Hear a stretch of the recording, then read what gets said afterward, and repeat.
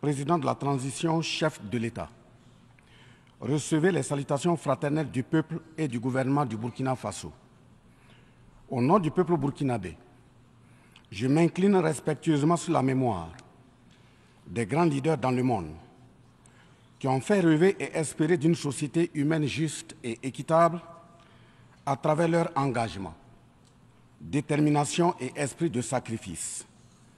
Je cite notamment Fidel Castro de Cuba, Patrice Émeric Lumumba du Congo, Modibo Keïta du Mali, Ruben Unyobé et Félix Moumié du Cameroun, Sylvanus Olympio du Togo, Che Guevara de l'Argentine, Martin Luther King et Malcolm X des États-Unis d'Amérique, Nelson Mandela de l'Afrique du Sud, Jomo Kenyatta du Kenya, Amical Cabral de la Guinée-Bissau et des îles Cap-Vert, Marianne Ngouabi du Congo-Brazzaville, le capitaine Noël Isidore Thomas Sankara du Burkina Faso, etc.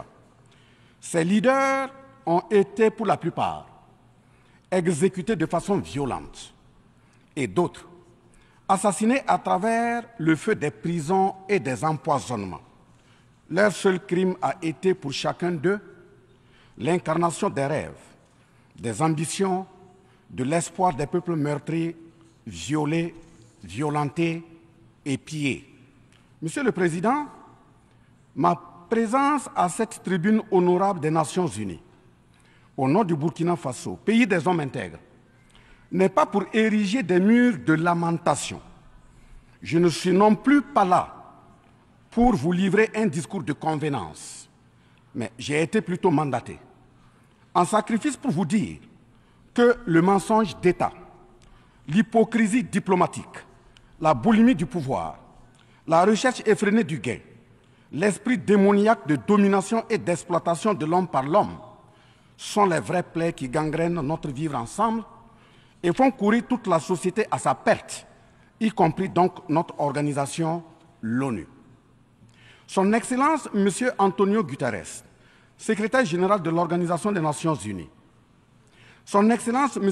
Joe Biden, président des États-Unis, Son Excellence, M. Denis Francis, représentant permanent de la Trinité et Tobago auprès des Nations Unies, élu président de la 78e session de l'Assemblée générale, Son Excellence, M. Luis Inácio Lula da Silva, président de la République fédérative du Brésil, permettez-moi de reprendre ici des parties de vos propos, discours respectifs prononcés à cette même tribune à l'ouverture de cette 78e session. Primo, je cite, « Nous sommes dans un monde sans dessus-dessous. Des cadavres jonchent les plages où des milliardaires se prélassent. » Pour la deuxième personnalité, je cite, « Nous sommes à la croisée des chemins. Nous avons une cause commune, à savoir léguer à nos enfants un monde avec un bon climat social. » Fin de citation. Pour la troisième personnalité, je cite, « Malgré les difficultés, nous pouvons nous en sortir. Ce ne sont pas les capacités qui manquent, mais la volonté politique. Sinon, nous pouvons apporter le progrès et la paix pour tous. » Fin de citation.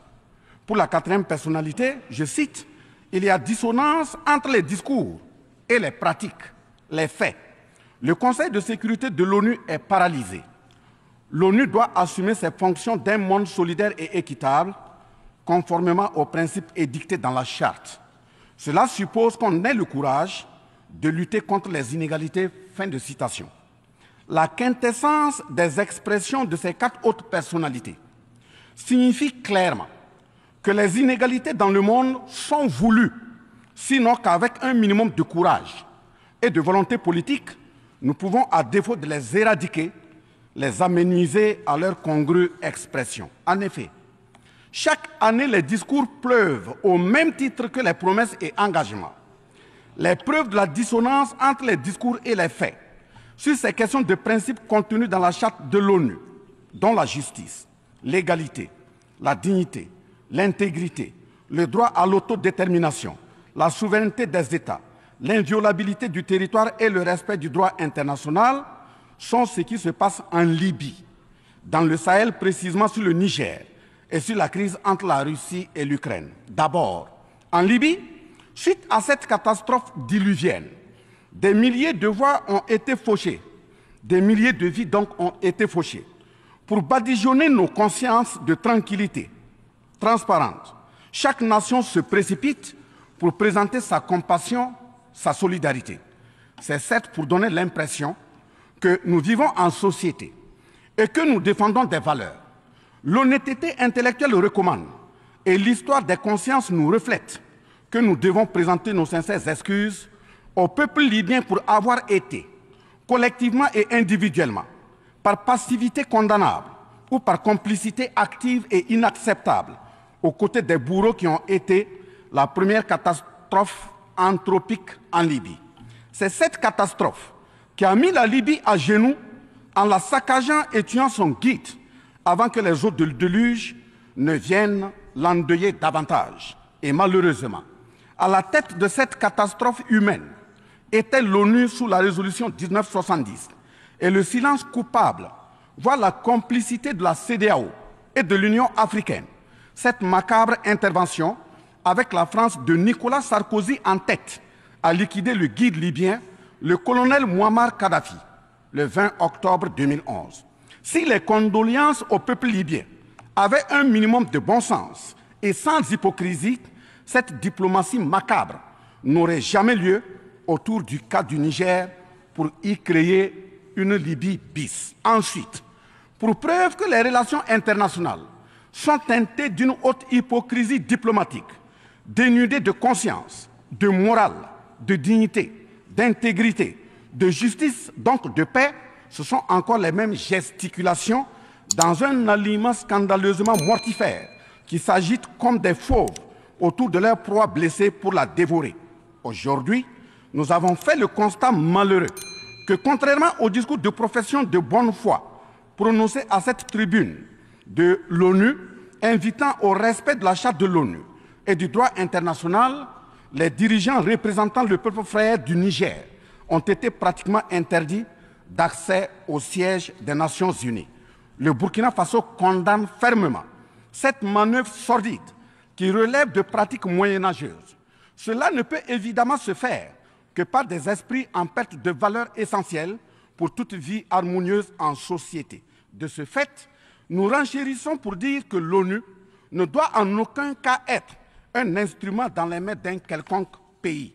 Les leaders panafricanistes qui se sont battus pour l'unité africaine, nos grands-parents qui sont tombés dignement sous les balles assassines des colons, les dignes fils africains qui se sont sacrifiés pour l'honneur sur le continent et qui ont lutté férocement contre la traite négrière et le néocolonialisme, ont eu leur sommeil de guerriers perturbé pour avoir entendu qu'une poignée d'enfants égarés de l'Afrique tiennent le Niger, telle une boule de coton, à l'envahisseur afin qu'il y mette le feu. Oui, cher continent africain, une poignée de tes enfants a décidé de t'humilier et de te vilipender à travers le mensonge éhonté d'État, en commençant par le Niger. Par conséquent, je lance un appel vibrant et solennel au peuple sénégalais, béninois, nigérien, ghanéen, tchadien, ivoirien, comorien, bissau-guinéen et tous les peuples d'Afrique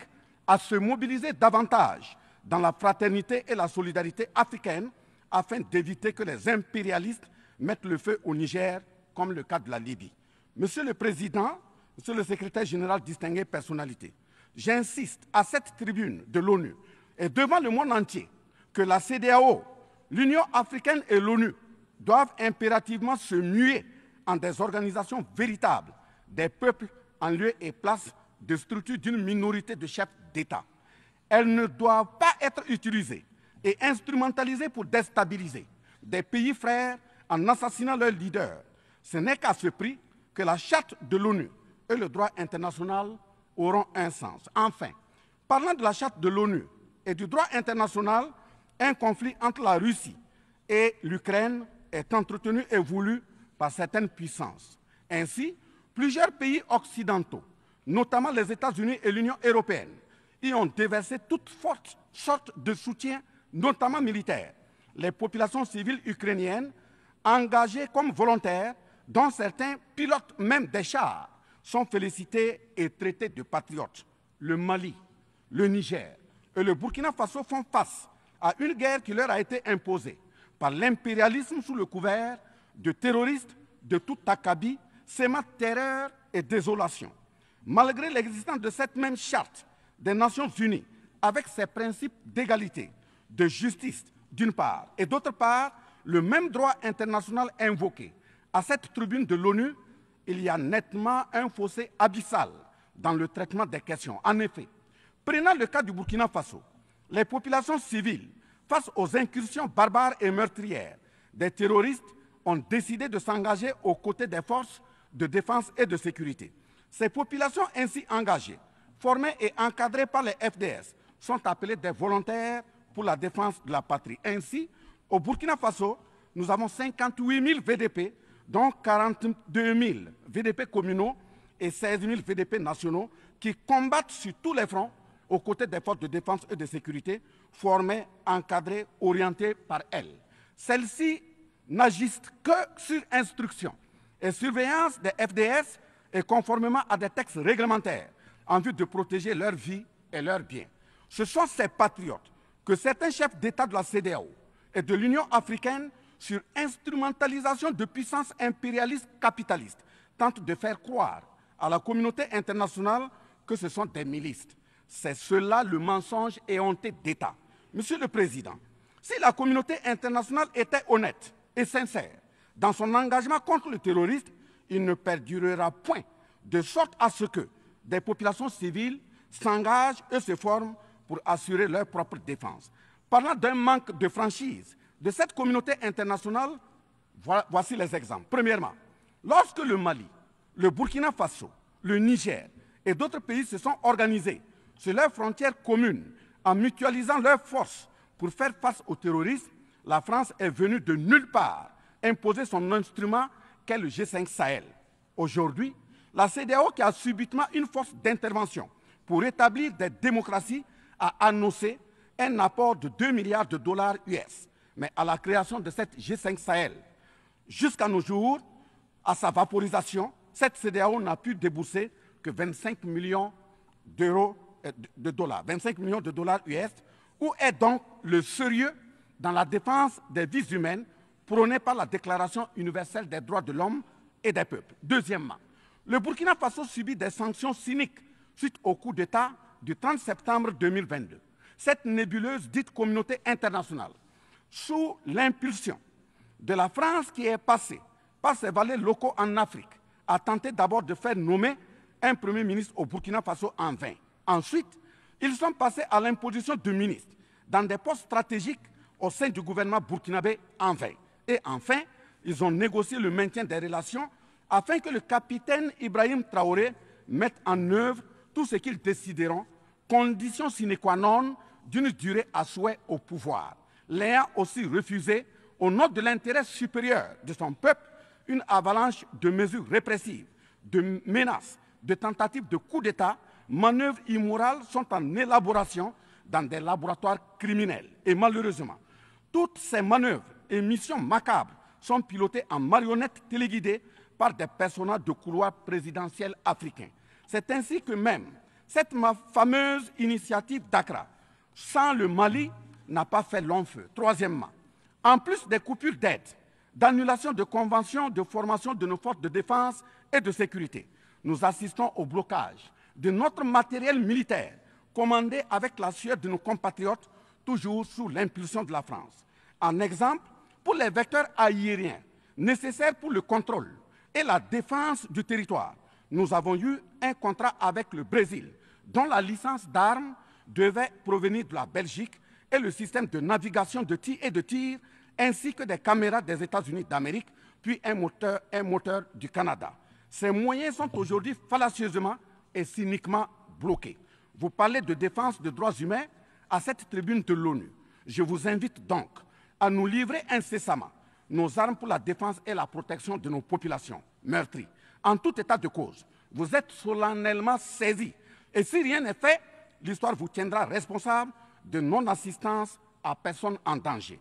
Monsieur le Président, Monsieur le Secrétaire général, ce tableau peu reluisant de cette communauté internationale caractérisée par la non-assistance à États en proie au terrorisme, l'hypocrisie internationale, la suprématie de quelques puissances au sein de l'ONU, la complicité au pillage de l'Afrique, etc., ne commande-t-il pas la traduction de cette communauté internationale devant la Cour pénale internationale?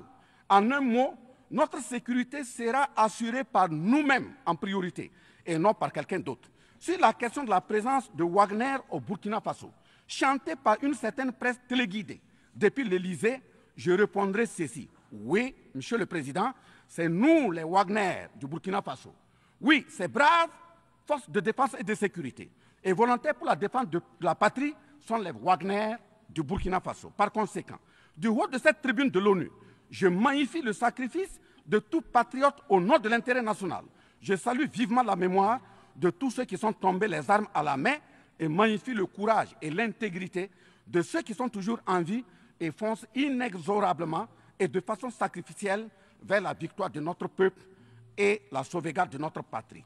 Au lieu de nous aider à arrêter cette saignée humaine, ce sont des accusations fallacieuses, des mensonges éhontés d'État, englobés dans une diplomatie d'hypocrisie et des menaces voilées pour nous indiquer des partenaires à fréquenter et des conduites à tenir. Nous disons non.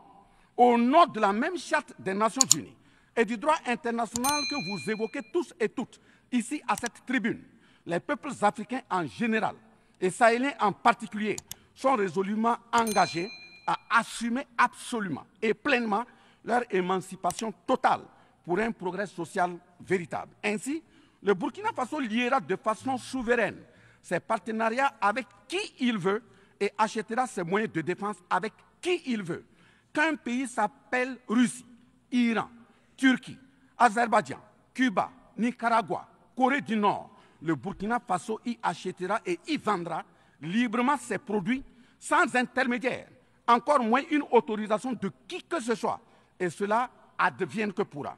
Monsieur le Président, Monsieur le Secrétaire général, parlant toujours d'hypocrisie et de mensonges d'État, dans cette question de lutte contre le terrorisme, en général et dans le Sahel en particulier, voici d'autres faits que vous n'ignorez certainement pas et j'en suis certain. Primo, dans le Sahel, nous avons près d'une dizaine de milliers de soldats d'armées étrangères, composés en majorité de soldats français, mais également des soldats américains, allemands, italiens, etc., avec des armes, des matériels volants et de surveillance des plus sophistiqués au monde.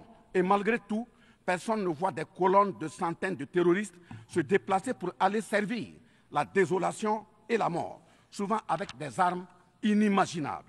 Au Mali, au Niger et au Burkina Faso, il n'y a ni usine de fabrique d'armes, ni de munitions. Qui recrute donc ces terroristes? Qui les entraîne? Qui les dote en permanence? Qui les nourrit et avec quels moyens?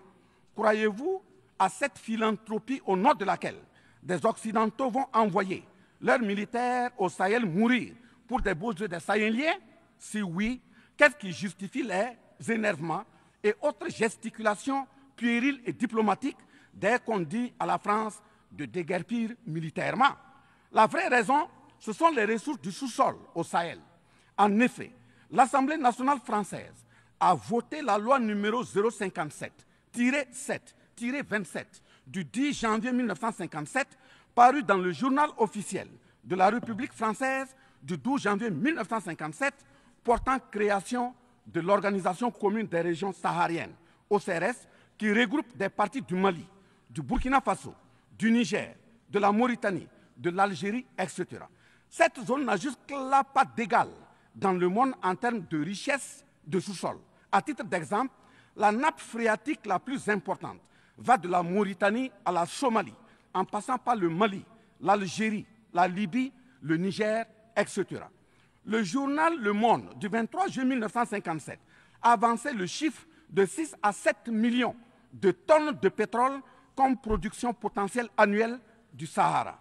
En plus de ces ressources naturelles, nous avons l'uranium, l'or, le cobalt, le zinc, le diamant, le lithium, le cuivre, etc. Si vous, les Occidentaux, vous aimez tant les Sahéliens pour y amener vos militaires, mourir au nom de la démocratie, de la liberté, des droits humains et de la paix, pourquoi tout le continent africain, qui compte 1,3 milliard d'habitants, dont le deuxième continent le plus peuplé, avec 30 415 873 km² et 54 États, n'a aucun siège permanent au sein du Conseil de sécurité avec un droit de veto. N'est-ce pas là, au-delà d'un crime d'État, un crime onusien? Donc, halte aux mentions diplomatiques grossiers consistant à dire que ces puissances impérialistes viennent au Sahel pour défendre la démocratie et des droits humains. Parlant de droits humains, je vous rappelle que la première charte au monde sur cette question de droits humains de l'homme est bien celle de Kouroukan-Fougan de 1236 au Mandé actuel Mali. De ce fait que les moralisateurs expansionnistes gardent leur rhétorique de respect des droits humains à géométrie variable pour leurs terroristes qu'ils encadrent. Secondo, l'Afrique n'aime pas comparer les morts. C'est un manque d'éducation que de le faire. Par conséquent,